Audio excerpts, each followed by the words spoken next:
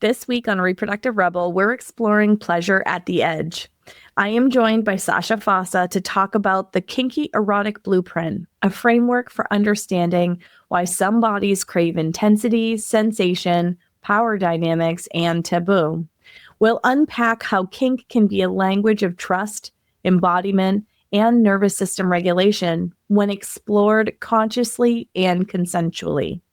This is a conversation about curiosity, compassion, and reclaiming desire without shame.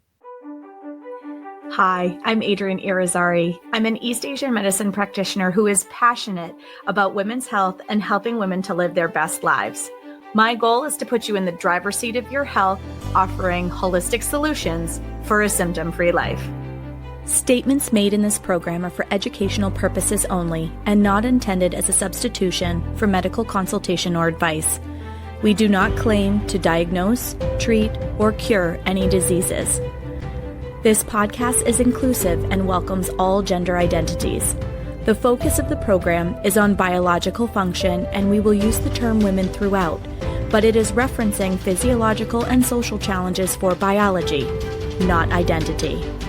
Come as you are, I am happy you're here and welcome all performances of identity. I hope you find something helpful in this show.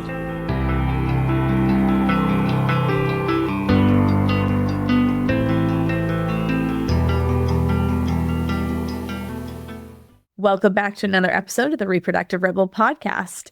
Today, we are getting kinky, guys. Welcome back to the show, Sacha Fossa. Thank you. So if you have been following our little series, Sacha and I have talked about eroticism. We've talked about Tantra, and now we've been working through a deeper dive into all of the erotic blueprints. And today we are going to talk about the Kinky Blueprint, which might not be what you think it is. So for those of you who are new to the show and have not had a chance to get caught up with Sacha and all of her amazing wisdom, can you give our listeners a little overview of who you are and what you do?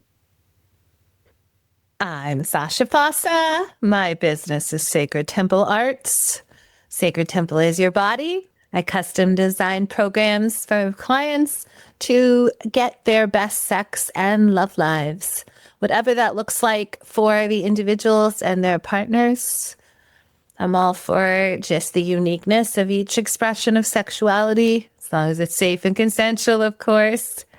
And I am also a licensed erotic blueprint coach, so I weave into all of the work I do, the work of the blueprints from Jaya.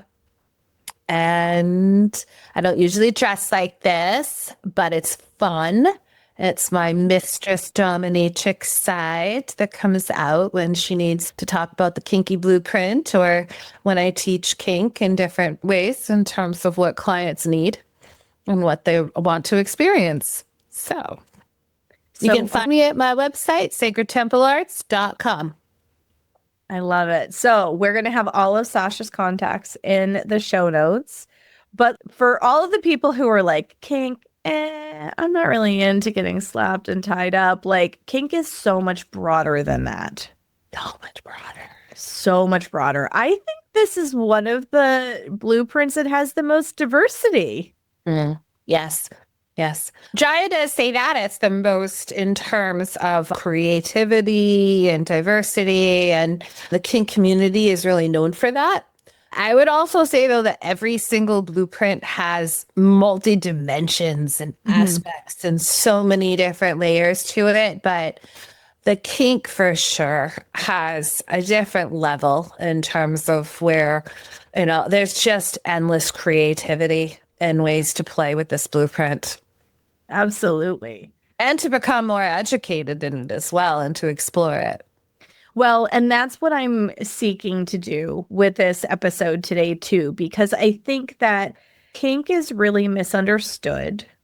I think that there is a lot of shaming that goes on around kink, and kink looks different for different people. And that's something that I've heard you say very eloquently before, which is why I wanted to do this episode. So, can you elaborate on what kink actually is? Well, when we're speaking the blueprints, which is this podcast, kink is whatever's taboo for you, right? So we're not going to pigeonhole it into any of the like kink community or definitions in any way in the mainstream. We're going to look at it as what is kinky to you, right? And in knowing you, Adrienne, I know that you have a kinky librarian side. I do. Yes, I do. Right? So that's right. Everybody has different parts of themselves that are kinky, whether you know it or not. Part of what I do in my work is draw out with my clients that will want to do the blueprints and understand more and create greater in their lives. We unearth or mine what their kink is if they don't already know it. And I've had so many clients come in that take the quiz and they're 0% kinky, right? No kinky. And the quiz we're talking about, there's going to be a link in the show notes. And it's basically you want to do the paid quiz so that you can get your blueprint stack to know what percentages of each of the blueprints you have. And yeah, the kinky is the most misunderstood. It can come with a lot of shame. Pre 50 Shades of Grey books coming out, it was a lot worse. That kind of went mainstream. I don't recommend those books. They're terrible. They're a horrible example, actually, of kink. That's another whole podcast. But kinky has become a little bit more acceptable, or at least in conversation and like in the realms of like, you know, the women having parties with 50 Shades of Grey kind of stuff and reading those books and it kind of coming out in a different way. There's a lot more documentaries and films and things on kink now that are worth seeing, and some not, but of course, but it's really what's taboo to you. So a quick example, you know, Jaya talks about she had a couple that she worked with that they might have been Mormon or some background like that. And they'd always just done sex for procreation in a missionary position. So for them, it was kinky to try anything outside of procreative sex in missionary position, right? Most people wouldn't be like, oh, oral sex is kinky, or like this is, you know, other things that might be like the norm culturally could be kinky for you if that's taboo because you've been in one specific way of doing things, right? I think that's really important to highlight, which is why I wanted Sacha to lead with that. Because things that we enjoy that fall into the taboo category, there's usually a lot of internal self-talk around it. And it can be an incredible turn on. And then at the same time, you admonish yourself for the fact that it has a turn on factor for you. And I mean, it could be having sex in a car because there's the thrill of getting caught, right? Okay. It doesn't have to be extreme. It rope chains. Yeah. I mean, like you mentioned my librarian side. I don't like getting spanked. That feels very degrading for me. But there's lots of things that are like totally on the table for me at the same time. Yeah. That, you know, I don't have a lot of lines that I'm like, I don't know about that. Spanking feels degrading to me. Have you had good spanking before? I have to ask. I have not found any kind of spanking okay. Like it just feels very much like parent-child, and I can't become aroused with that. It just, I can't. Well, that's specific energy. If I spanked you, Adrienne, I wouldn't spank you in that manner. You might like it. So I have yet to encounter. There's a lot of it. I'm just saying, this is where we're taking it outside of the lines to what might someone like, right? Yeah.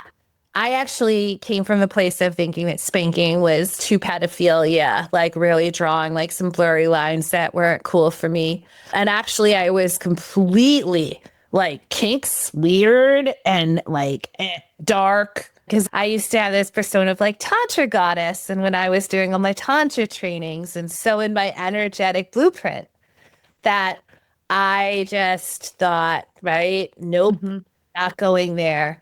And then when I started to explore blueprints and step outside the lines of being in just all the shadows of my energetic, I discovered my body when it first was spanked in a really hot, erotic way for me, not in a way that would have triggered some of the other things. And I was spanked as a kid, and it was humiliating and degrading.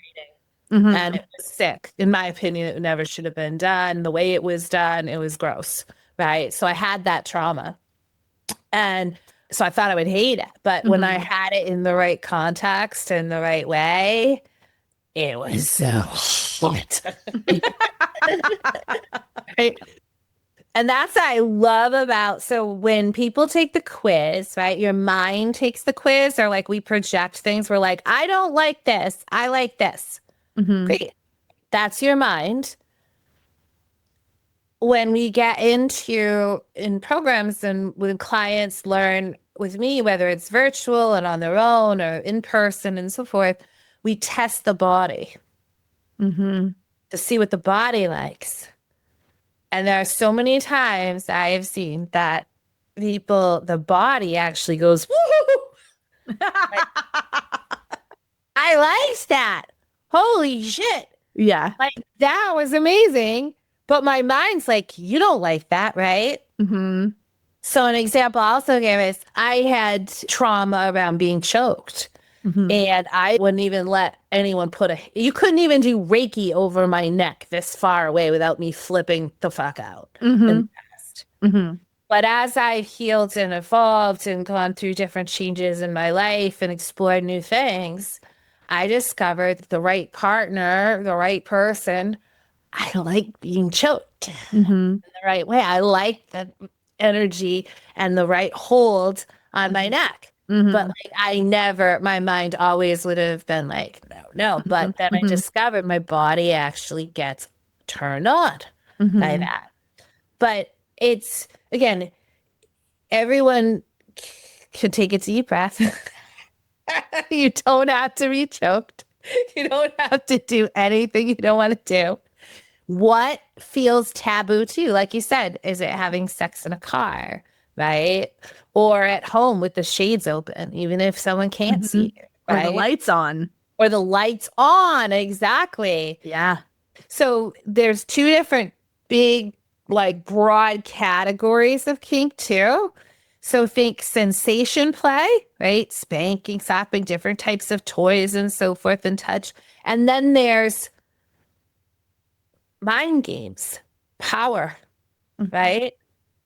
Mind fucking, like playing with just words and energy and ways of dominating or submitting through no touch at all. And where are you on the spectrum of that, right? Are you way over here somewhere or over here? Or do you like it all? Or do you have no idea?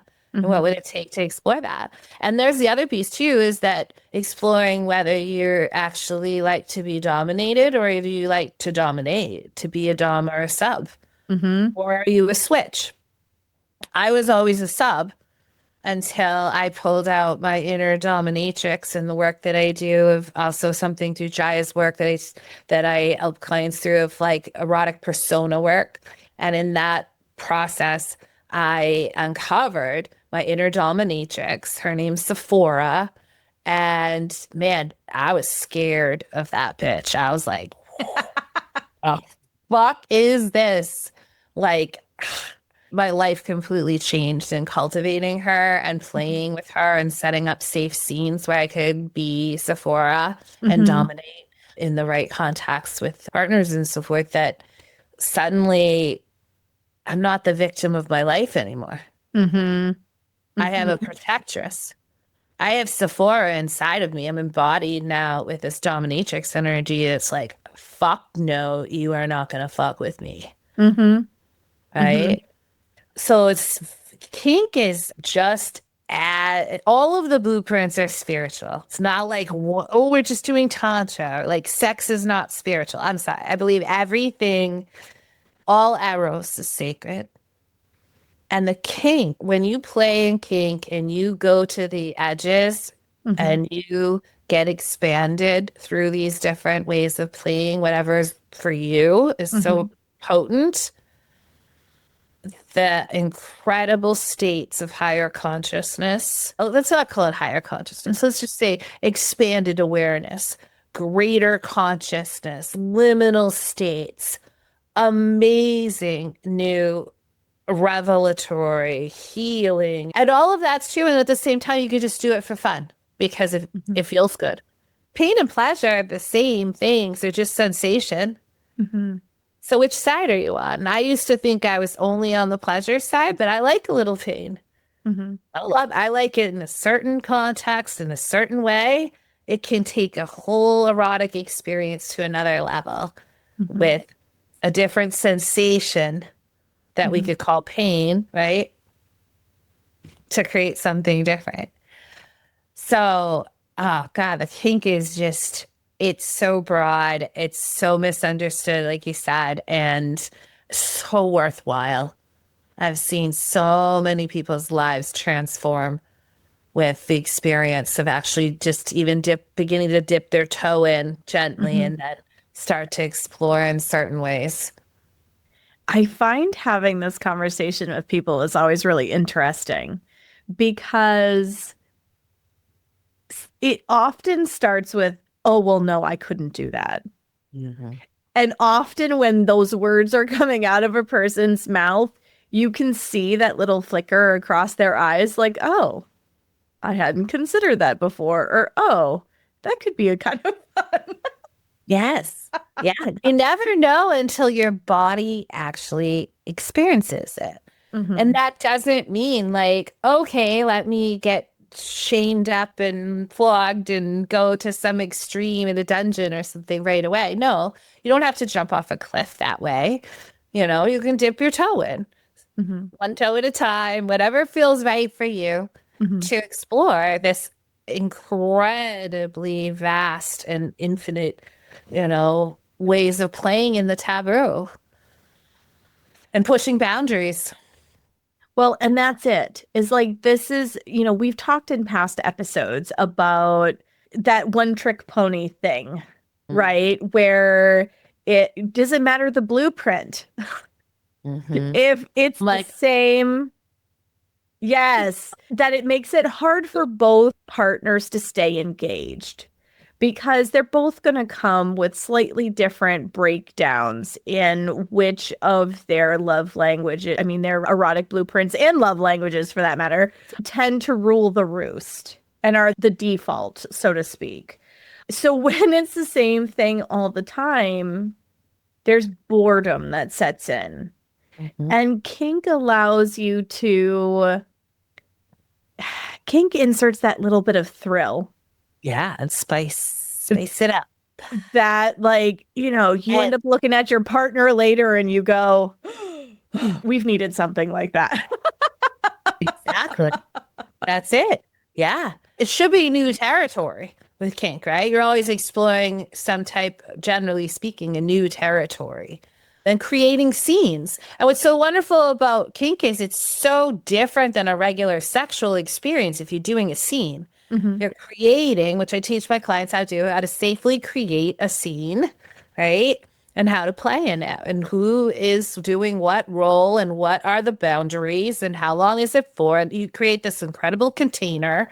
One of the another positive about the Kinky Blueprint, the positive side is incredible communication skills. Generally speaking, right? You learn your safe words. You learn how to use all of these different verbal cues and contacts of communication that is so in depth from start to finish and on both ends. Like you have tons of planning ahead of time generally, and you always have aftercare factored in. Right. So that's so different than a typical sexual experience where you're just like, okay, let's just, you doing your thing. And then like something gets dropped and is missing communication or otherwise. This is like, we know exactly what we're doing. This is how it's planned. And that doesn't mean the kink can't just be like infused into any sexual experience or any everyday experience, because it can and should be as well for fun, right? If that's what you enjoy. But there's ways to take it into an absolute art, right? An art that's amazing to create greater. And for myself, like even also, I had always thought, no, I would never let anybody tie me up because freedom of movement and so forth, so vital to my like stability and sanity from having had that restricted with trauma, right? And yet the first time that I was completely tied up with shibari and ropes, again, I couldn't deny that my body was at like a fucking 50 on a scale of 10 of turn on. And I never would have guessed that. Yep. That my body was like, this is amazing. Right? Yeah. Well, and it's important to push these envelopes a little bit and like discover where our edges are because like one, it makes your ability to communicate what your hell yes and your fuck no are so much easier when you know where your edges are. I mean, it's no different than like when people first have alcohol or something like that and you figure out where your quote unquote limit is, right? It's the same idea. You're testing, am I comfortable with this? How do I feel in this? I always said I'll give it at least a couple of tries before I'll say like, no, this is not, because, your first experience might be not great because it's your first experience with it. Yeah. Right. And you may find, or maybe it's the partner that you're with. Like I never wanted restriction in my movement ever. I didn't feel safe. I didn't feel held because I had trauma in my own past that involved a restriction of movement. I was like, hell the fuck no. This is a hard stop for me. I am pretty creative and I will play in a lot of different places, but this is just a hard no for me until I met my husband.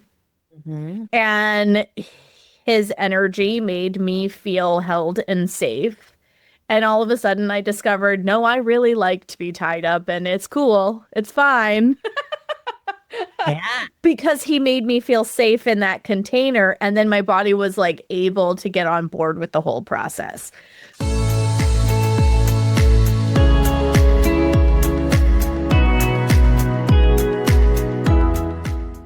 Before we go deeper into this, if you're listening and thinking, I want more of this kind of conversation, the Rebel Frequency Inner Circle is where we continue in.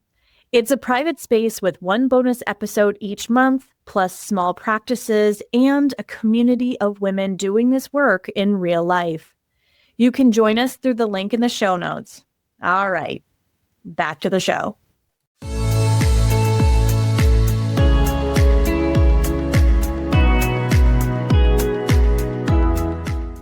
So like there's a big piece of this that is women have to feel safe. Okay, so I'm speaking from the female lens.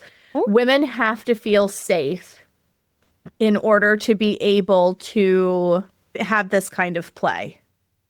Our nervous system. Everyone should feel safe to have this kind of play. Yes. No, and I agree with you. But women, the way that our nervous system is hardwired, we need safety even more. Yeah, absolutely. And so, like, you can push boundaries, but that's where who and what it is really becomes critically important. Yeah. And what's so wonderful is the sub's the one in control, really. The sub's creating the scene. It's the sub that's really the one that actually has the power. It looks like it's the opposite, but the dom is really creating, a good dom is really creating the experience for the sub to push up against edges and to experience more, right? But we definitely need to go back up like to just playing in the kink. There has to be safety. anyone wanting to explore this blueprint, you do not just go get some ropes and tie up your partner. Mhm. That is the quickest way to cause nerve damage and serious issues. You want to have start with some nice Velcro cuffs like these Mhm. that are so easy to use, and you can lock them in together and hog tie the person, and but they're safe, they're Velcro, hello, right? They're easy. I actually bring in a dom to my practice who teaches ropes because he's an expert. I'm not. He teaches shibari and a whole bunch of different types of ties and some other deeper kink stuff that, I'm not an expert. He is. So, I believe in learning from the experts. And with kink, more than any of the blueprints, you have to get the proper education for the safety. People can get hurt way too easily. Yeah, choking is the same way. Absolutely. There is a safe way to do it, and there's a very unsafe way to do it. So, yeah, flogging, right? That's my favorite flogger. We'll just show some different, again, sensation play items, right?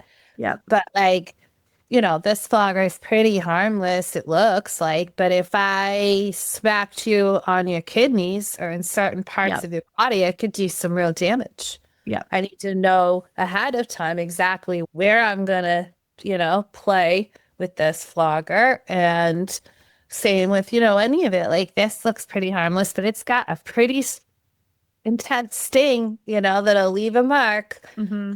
So some people might want to start with something more like this is a great paddle because it has a wonderful sound, but barely any real sting. Like, look how hard I'm going. And that sound, but that's not hurting me at all, right? It's just for the effect. So there's always different ways to play with things, in that way, unlike something that's more like, this really hurt. I mean, that hurts my hand just lightly. So the paddle that she held up has metal rivets in it versus being a soft velvet. Yeah. So, and then there's things like nipple clamps, right? I thought, oh, I will never like those. Oh my God, the right nipple clamps, amazing experience. And because we keep coming back to this in each of our podcasts, everybody should watch Sex, Love, and Goop on Netflix, which shows Jaya, the creator of the blueprints, demonstrating different blueprints. And one of the things she pulls out for Kinky in the show is what's called the Wolverine claws that I'm going to say. That's exactly what my brain thought when I saw it. Is I was like, that looks like Wolverine. Yeah. I mean, this looks like, all right. Yeah. And I mean, just look at it, I thought I would never like that. But when you blindfold me and you actually touch my body with it, my body gets so turned on. And these are not metal. These are plastic. It's not going to cut the skin. But some people are into knife play. Some people, I mean, we don't yuck on other people's yum, but we're going to be realistic about what is safe for you and what feels right and how to titrate into different types of play. I love this, like putting a collar on. So I don't like to be walked around, but I like to walk a person around that's collared on my leash. Because I have a cat and she never let me do that. So it's fun to do it to a person, but. So if somebody wants to get started, kind of, dabbling in this particular blueprint, how would you recommend they get started? That's a great question. A lot of people would recommend maybe going to a munch. Sometimes what I've done is I introduce my clients to the blueprint and give them a firm education in it first. And then I send them, if they want to explore it more in the outer world, I'll tell them about FetLife, which is kinky social media platform that actually goes so beyond kink. It has every blueprint, but it originally started out, it's called Fat Life, because it's more about fetishes. On Fat Life, you can find events and munches. Munches are when people meet at restaurants and they talk and explore in safe context about the kinky blueprint and talk about events and different things. And then you might be able to find people to like try out an event or a party or go to a dungeon.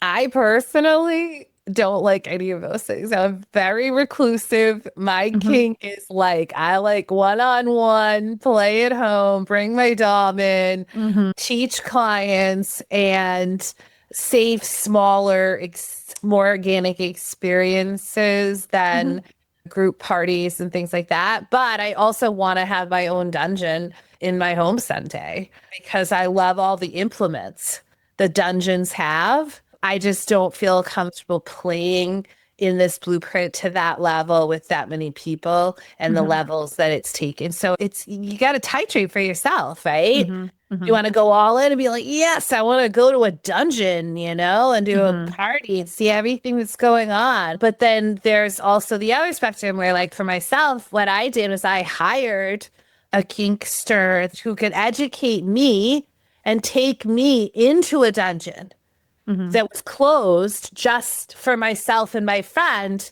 to play and teach us about everything, right?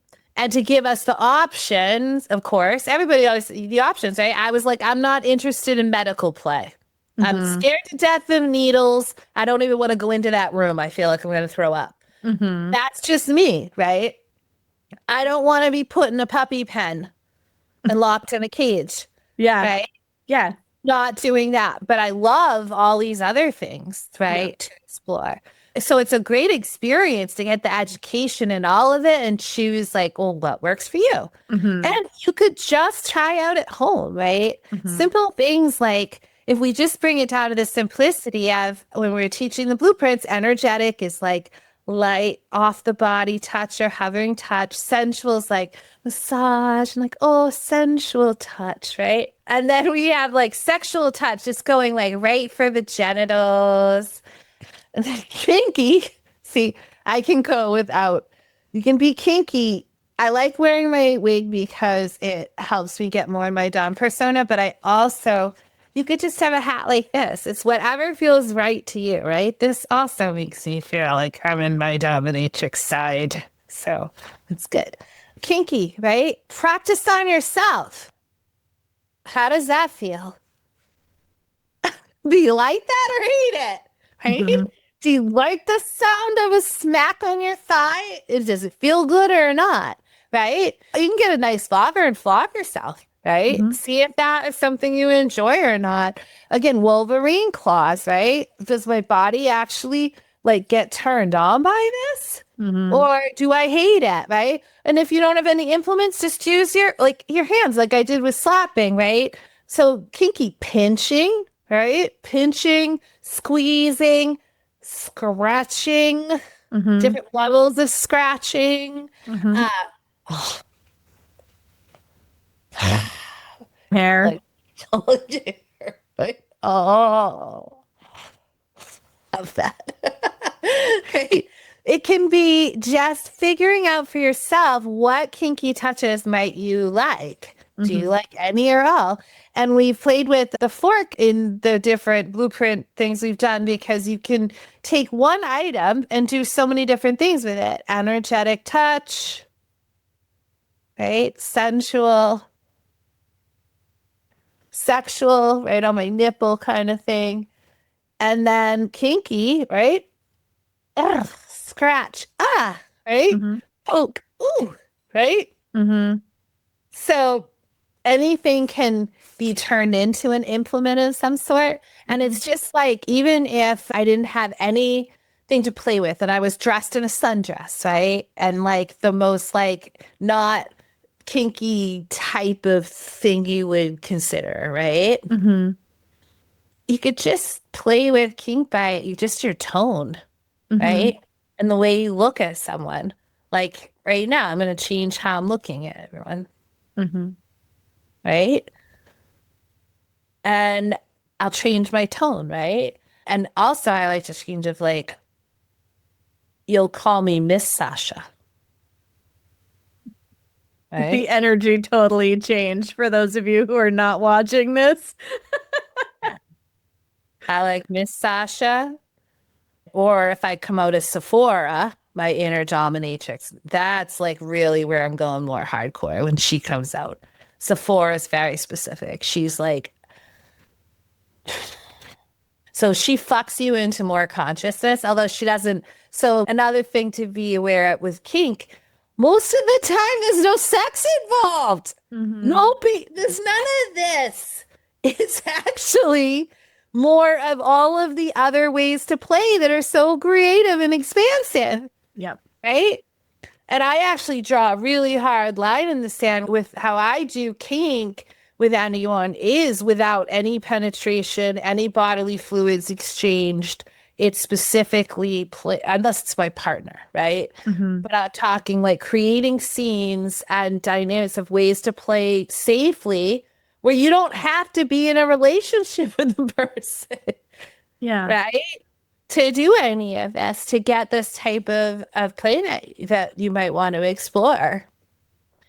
So for people who aren't familiar with what a scene is, can you explain the dynamics of a scene? Because it creates a safe container with vocabulary and clear communication that I think is part of what makes kink not taboo, but feel like an unsafe place to play for some people. It's a good question. A scene, the way I like to do it and the way I perceive in the kink community of like creating it is to have conversation about creating it. Who's the dom? Who's the sub? What are the roles, right? I go to the depths of what are the costumes, right? What is the vocabulary? And even before that, what are the boundaries? Why are we doing the scene? Who is it for? What's getting created? And I actually have sheets that I believe you can get them online of your own. And then I have specific ones I use with my clients, but checklists. What do you want in the scene? What maybe would you want? What is hell fucking no? Not in the scene, right? And then you have the safe words. And also it should be safe touches because you can lose your voice. I tend to, for me, a freeze trauma person, lose my voice.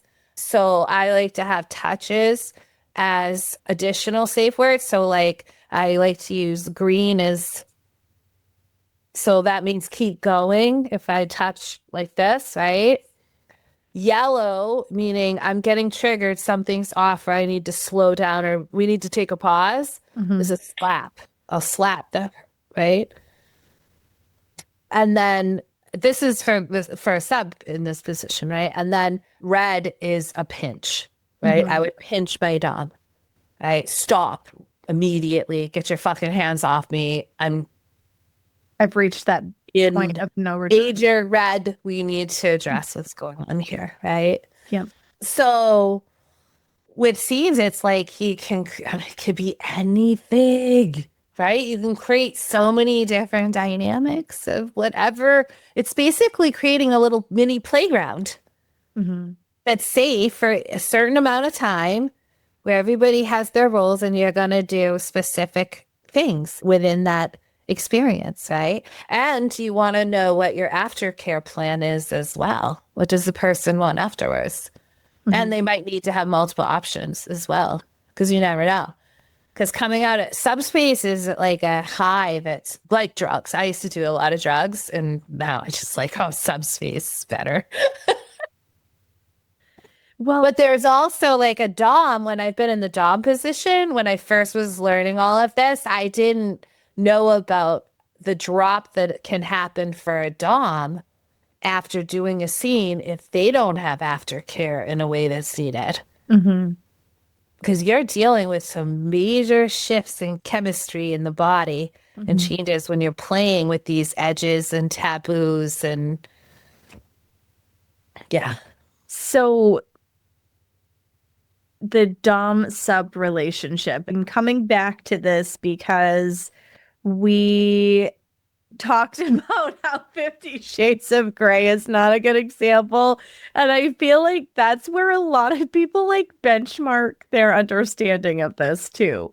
So like this doesn't have to be like the shit you see on TV where the dom is in black leather and flogging the sub who cowers on the floor. Like that's the kind of shit that you see constructed on TV. It doesn't have to be like that. So, can you give examples of what dom sub scene scenarios could potentially look like, just so that people's horizons are a little bit broader and they go, oh, I wouldn't have even thought that could be dom sub, but that sounds kind of fun. Mm-hmm. So many ways to play. I know it's a huge question, but like I thought if you gave some examples, that might be helpful for people who are new to this idea. This would be edgy for some people probably, but everything in this realm is that we're talking about. So I came up with, I can get very pissy. So when I'm like just something, I have a lot of OCD. And, you know, if like my partner is just like not following my rules in certain ways and doing things the way I like it could get very like, right? I'm sure no woman ever has had this experience. Ever. So I realized that was a place I could grow actually out of the usual like kind of drama bitchy thing I would go into. And so I was like, all right, you know what? If I start that, just tell me to get on my knees and suck your cock. And like, he was like, oh, what? Like, because he was all sensual blueprint. And was like, no. But then he finally did it one day. Like, I was being such a bitch in the kitchen. I was like, oh my God, you left stuff in the sink again. Like, you know, and you made a mess on the floor. Like, I was just doing my like little bitchy whatever. And all of a sudden, he just went, get on your knees and suck my cock now. And I just turned like, I'm even right now, I'm turning deep red, right? Yeah. I was like, and then my mind, all the bitchiness just left. And I did it and I loved it. I fucking loved having my bitch put in her place. Mm-hmm. And I love sucking cock anyway, so like it's one of my favorite things to do. So it wasn't like a real part. It wasn't a punishment for me. But it was something so like we're in the kitchen, like I don't have shades and like somebody could have seen if they, you know, like it was a whole kinky though. I have hard floors and I wasn't like, well, let me put a fluffy rug down first. Yeah. Like I could have played that bratty I just got on my knees and did it. And it was one of the best sexual experiences we had with this particular partner because it was so out of character. Mm-hmm. Right. And he usually would have just like, bitch, he would have gone, okay, mom, which I hate being called mom. That's like the biggest, like my pussy shuts off so fast. And he knew that if he would, I'd bitch about stuff like around the house and he'd be like, okay, mom. Right. And I'm like, like, right? Yeah. So this changed the whole dynamic. Yep. Right? And all it was him stepping into his dom for a moment, creating a container for me and putting me in as a sub, right? In that moment. Right? Mm-hmm. And this was obviously I could have been like, no, I don't want to do that, you know, or whatever. But in the moment, I was so shocked that he finally actually thought like he did it, right? He listened to me. Yeah. And it was foreplay for a really good night, you know, for us. And I really didn't care as much about the fucking dishes in the sink after. It's amazing how that changes one's perspective, right? Right? I mean, really. And it can just be like simple things. Like I remember, a female partner that I had, we were in the bathtub.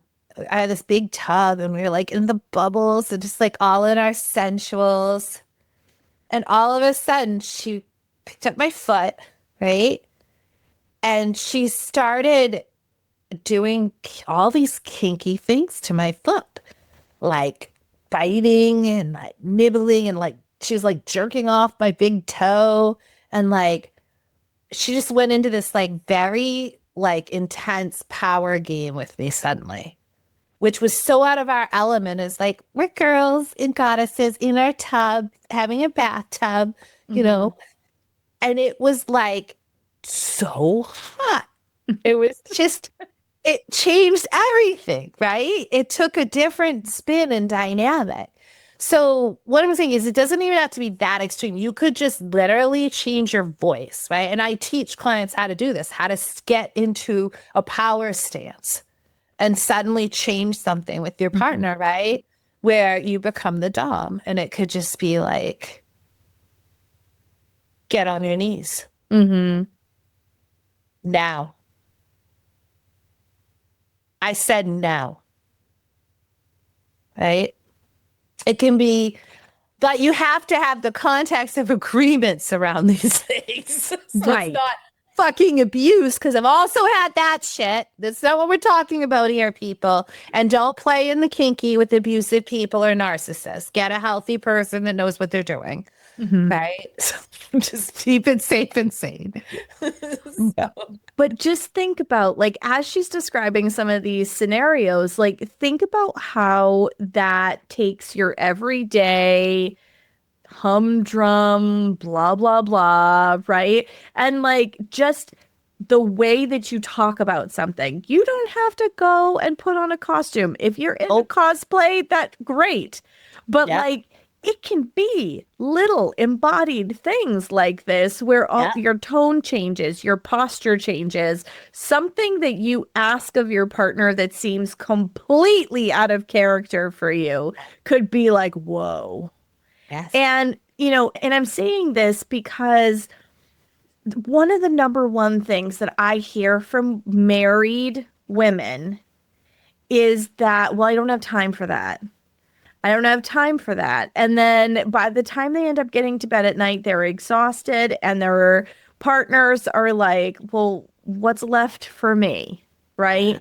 Little ways that you can keep the pot at a simmer could be playing like this in the kinky because it changes the tempo of the day.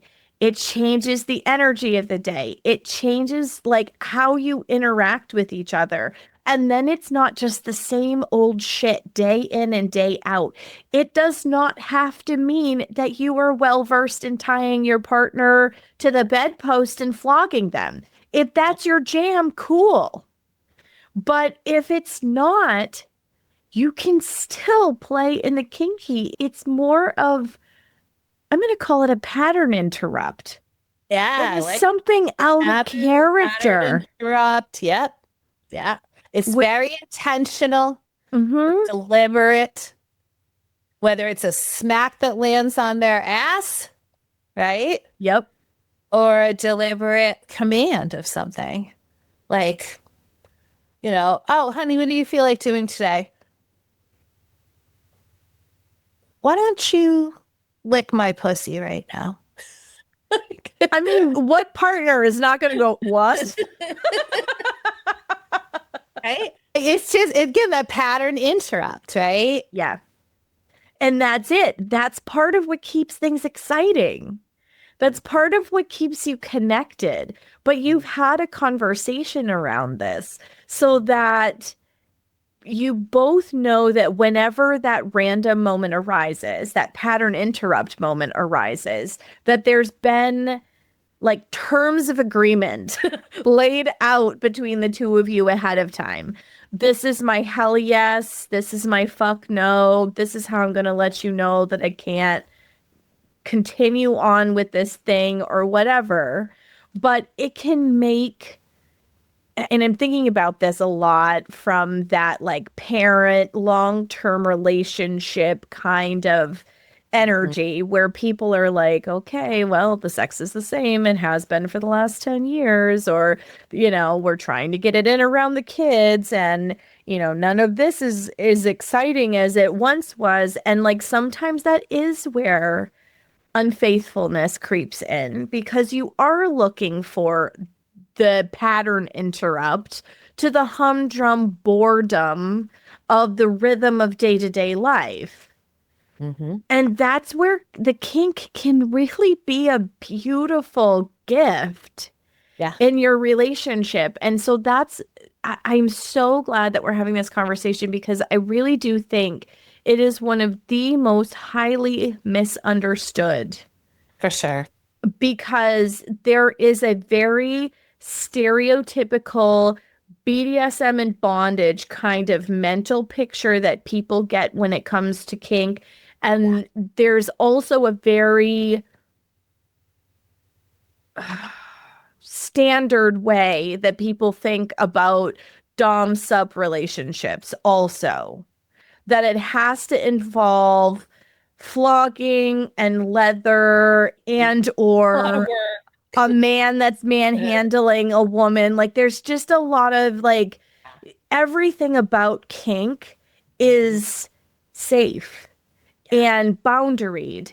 And if anything, right. Yeah. Exactly. The most well communicated of all of the blueprints. Most creative, most well communicated, but it takes the education, it takes work. It takes a lot of communication work. Another example that just came to me is a client that I had who was like totally pushing on now to the kink, right? Because he had the stereotype of like people in leather and very like, just commercial, like a way of like, he was just like, ugh, like that is so stupid and gross. That was like kind of his opinion, right? Of like just lump it in a lump sum of what kink looked like, right? Yeah. And he was a professor. It was very, just had a kind of different persona around his life and so forth, and different ways he presented himself. And he was also higher energetic. So when I got him to release that perspective, right, and to start creating scenes that we would do, right? Well, he started with things like just having me be the Tantra goddess, right? But he's the sub. And I'm making him bathe my feet. And do all these acts of worship and service that were energetic and devotional that he loved doing, right? And as he started to realize how much fun he was having and the expansion that he was having in his own kinky and the turn on, right? Then he got to the point was like, all right, I'm ready. I want to meet Sephora. Right? That's a pretty big swing too. Huge swing. And we titrated. He met Samantha, my sensual dominatrix, in between. Right? So I'm like Tantra goddess, Samantha sensual goddess, Sephora. Yeah. And I have more than that too. But that's what's so fun is like, I'm getting my clients to explore these aspects, but they set the scene, right? And I mean, sometimes it's fun. They'll give me a scene. I'm like, that's beautiful. And no, all 100 of these acts are not in any of my boundaries. And you know that, but good try. You get points for creativity. Now let's knock it back to what we actually will do in this scene. Yeah. And I'll help you, right? So, I mean, if it's something like they want, oral sex or something, well, what about instead, like I'll provide a toy or something, right? Or just different, there's other ways to play that to make it where it's still very stimulating and fun and open and so forth, but you're not crossing any boundaries in certain ways that, whatever your boundaries might be. Yeah, I think that's so important. Oh, I'm so glad that we've been able to have this conversation. And I hope for those of you listening, We could, because this is a really broad topic and it's really nuanced. For some people, they have a partner that's pushing them to a threesome and they don't feel comfortable with it, but a lot of times it has to do with communication and so there's so many ways to get creative in this blueprint that you can meet yourself where you're comfortable and still push an edge, right? Like for some people, having sex with the light on is an edge. Exactly. So it doesn't have to be anything wild and crazy, or you can go and play in a more adventurous way than you might have ever thought possible before. And, it's all about... Do your research first. That's yes. what I would say. Don't just jump into it and run off to a dungeon or to a kinky event. Too many people do that, and they're way over their heads. Way over their heads. And so you really want to find professionals and get the right titration to help you to get what you're specifically looking for and needing without putting yourself in danger. And I'm sorry to interrupt you, but I just want to kind of say that really strongly, that the biggest shadow of the kinky is that you can easily put yourself or another in danger in playing this blueprint if you are not educated in what the fuck you're doing. Yes. And this is why I wanted to bring someone like you on the show, to be able to share that, because it is incredibly important. So if you are curious about this blueprint, if you want to learn how to interact with this blueprint because it's not something you've ever considered before, please reach out to Sacha. Like you've seen in the course of this episode, she's very well versed in this area. She can make this feel a lot less taboo and a more accepted part of you. Because ultimately, it's all about having your best sex and love life, right? And having all of the nuances and painting with all of the colors in the palette is the part that makes this dynamic and exciting and makes you feel truly alive. So please reach out to Sacha. She can help bring color to this aspect of your intimate life. And it brings so much color when you are educated and you feel comfortable and you know how to articulate where your boundaries are. Really, the sky is the limit in terms of how you play in this area.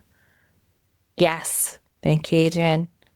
So all of Sacha's contact information is in the show notes. Please reach out to her. She's a wealth of information. Even when I think I know a lot of things, I then talk to Sacha and she pushes what I know, which I think is amazing. And I'm so grateful to have her on the show and in my network of amazing professionals that I can refer out to, because this is a really critical part of feeling alive. So thank you so much for joining us for this incredible episode. Please make sure, if you have not gone back and listened to our series about all of the erotic blueprints, I think that it's important to get spun up on all of those before we meet our last blueprint, which will be in the next episode. Thank you again so much, Sacha. And until next time, everybody. If you're listening to this and feel like there's still something here for you, like the conversation isn't quite finished in your body yet, that's exactly why I created the Rebel Frequency Inner Circle. It's a private space where we go deeper, with one bonus episode each month, small ritual practices, and a community of women who are actually living this work. It's just $5 a month. You can join through the link in the show notes.